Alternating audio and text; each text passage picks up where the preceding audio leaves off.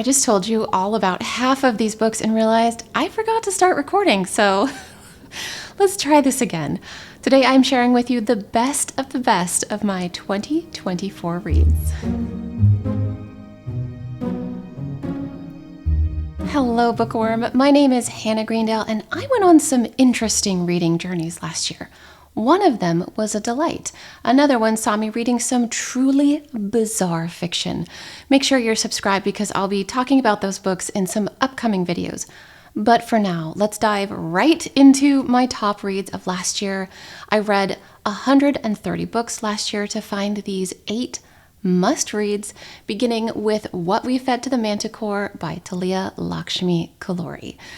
This is the best short story collection I've read in years, and it's one of only 2 books from my 2024 reads that moved me to tears. Each of these stories is about animals, and often the narrator is an animal. If you've ever wondered how a lonely polar bear might feel about its little fox companion, or whether an injured pigeon cares about the person who volunteers at the bird hospital, or how much a wolf might ache to find her lost sibling, this book has the answer. There are 9 stories in this book that collectively highlight how animals are sentient beings. They show how animals are affected by climate change and convey what it's like to navigate a world where humans can be ruthless aggressors or beloved companions. And like with all short story collections, some stories are stronger than others, but all of them are crafted with stunning prose. If you're an animal lover and environmentally conscious, or if it's been ages since you read short fiction that tugged at your heartstrings, this one's for you. Let's talk about some gripping and horrific dark fantasy. Ring Shout by P. Jelly Clark is a southern urban fantasy that weaves history with fiction in the story of 3 women fighting the hate-fueled monsters that drive the KKK. This is a quick read, but it offers so much.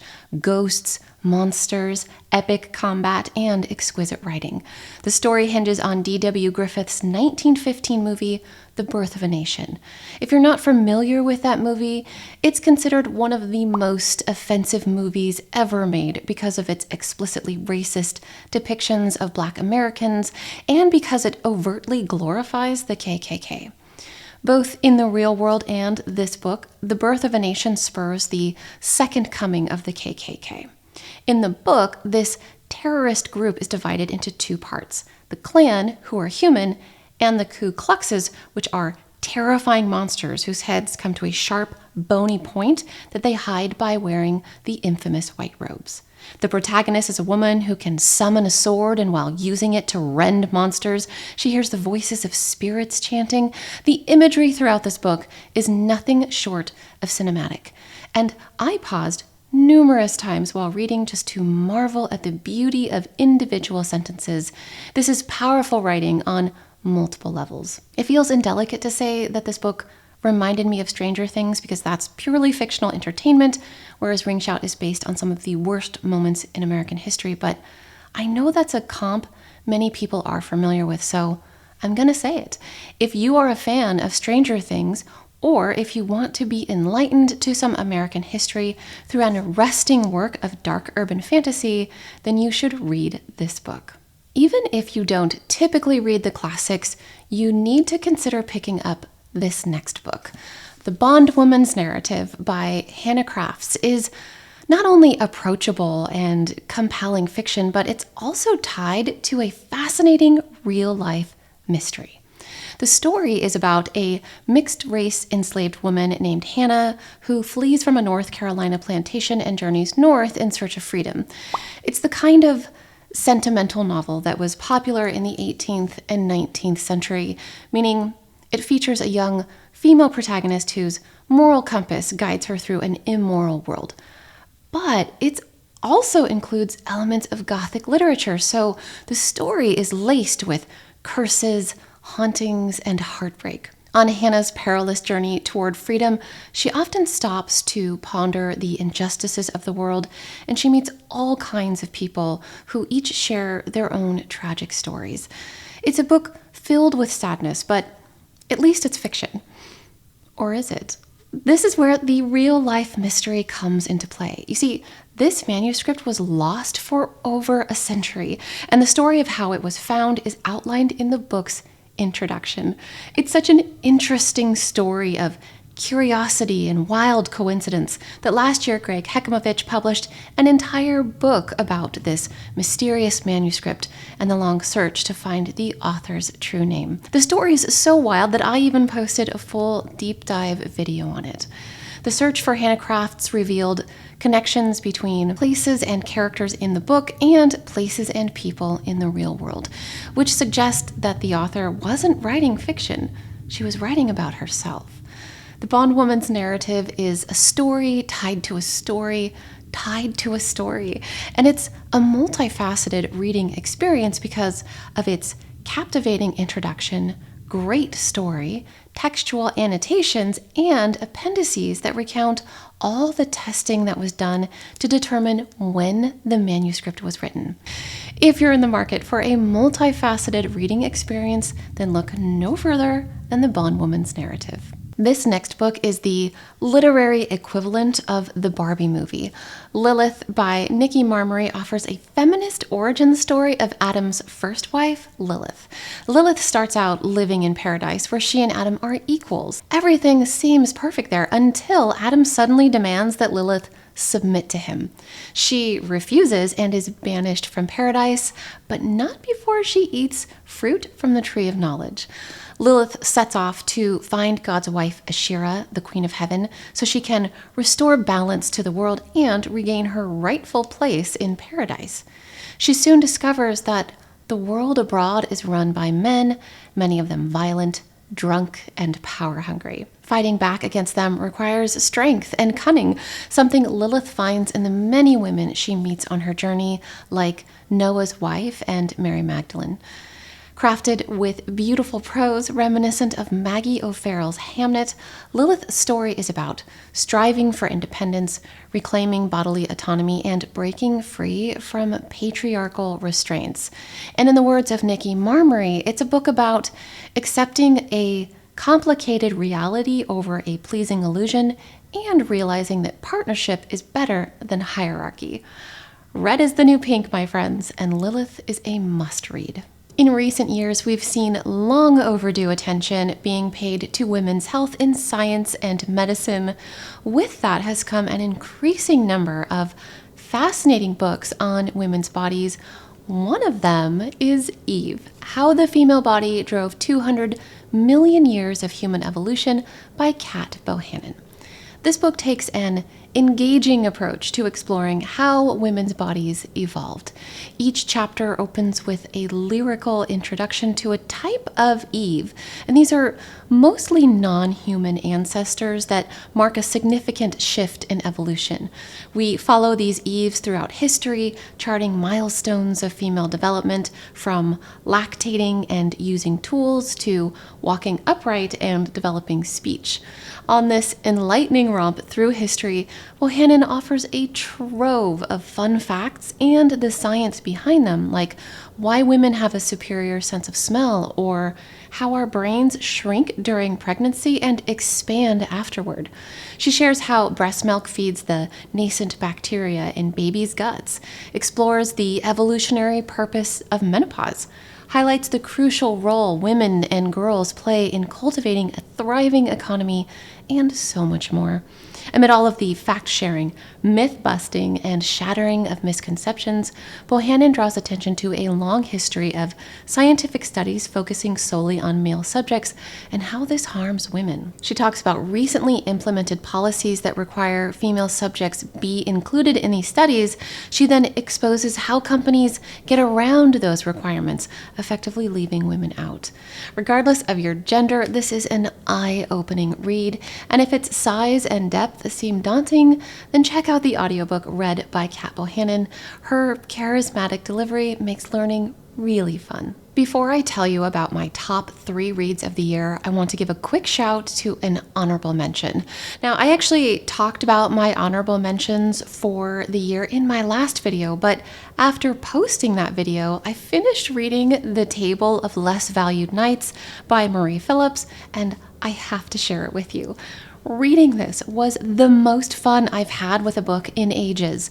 It's a comedic Arthurian romance that reads like a cross between Monty Python and The Princess Bride. Now, you've probably heard of King Arthur's Knights of the Round Table, but Sir Humphrey Duval sits at the lowly Table of Less Valued Knights. He embarks on a quest to help a woman find her kidnapped fiancé. Meanwhile, a young queen named Martha is fleeing from an unwanted marriage when she's given a sword and learns some news about her brother that completely alters her course.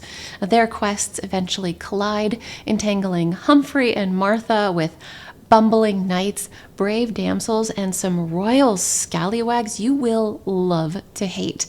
If you just want to read something fun that'll make you laugh and holds a few surprises you may not see coming, this one's for you. If you had told me that one of my favorite books of the year would center on a woman obsessed with death, I wouldn't have believed you, but here we are.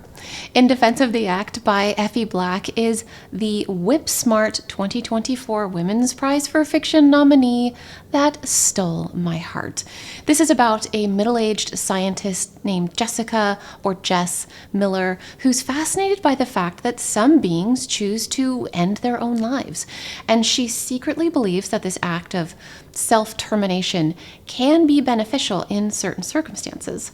As we get to know Jess, she shares some of her experience with people unaliving themselves and discusses how she's seen death play out in her work as an evolutionary psychobiologist. Now, she shares all of this info to validate her belief in the benefits of unaliving oneself because she knows her belief is taboo and shouldn't be said out loud. Now, while sorting through her feelings on this subject, she also reflects on what it means to be queer and struggles to imagine a future for herself. Her musings are sometimes sad and other times strangely funny. She's plagued by this question of how does she identify when she's being boiled alive by life's tribulations? Does she go soft and weak like a carrot, hard on the outside but soft on the inside like an egg, or does she stay strong and enhance the water around her like a coffee bean?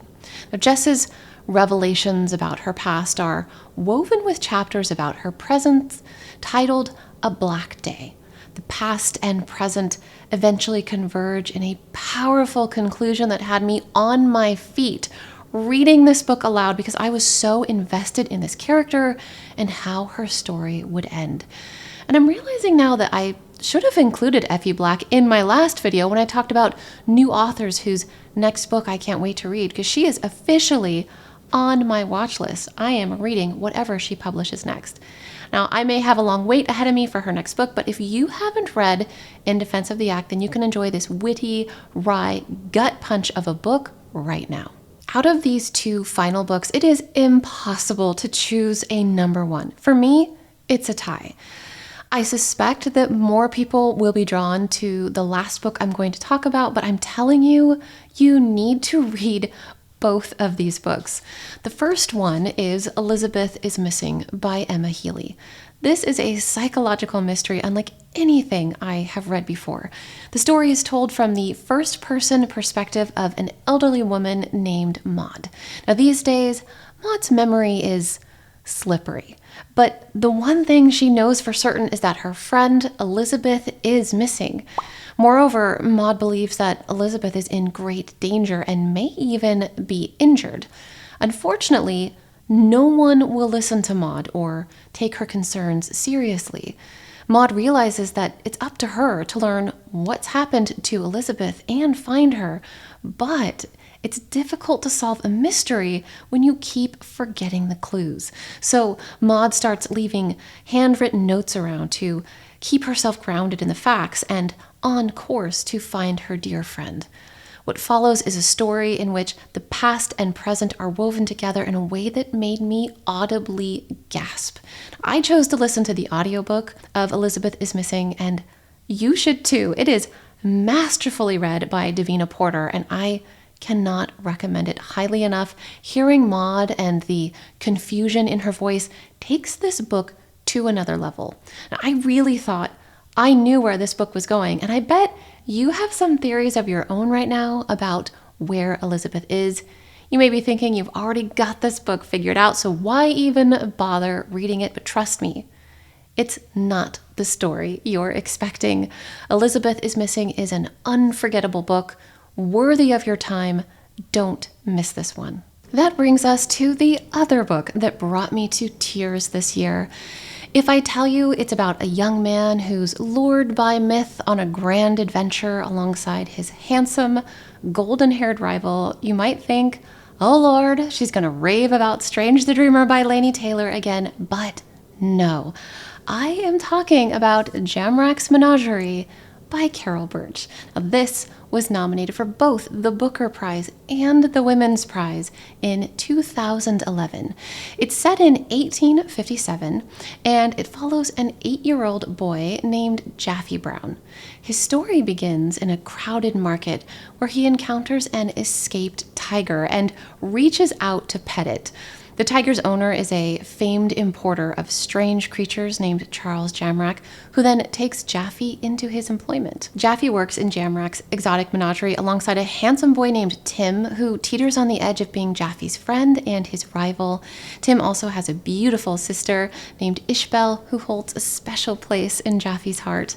Now, Jaffe and Tim are teenagers when rumors surface of a dragon living on an island in the Dutch East Indies, so Jamrach recruits Jaffe and Tim to go capture the fabled dragon.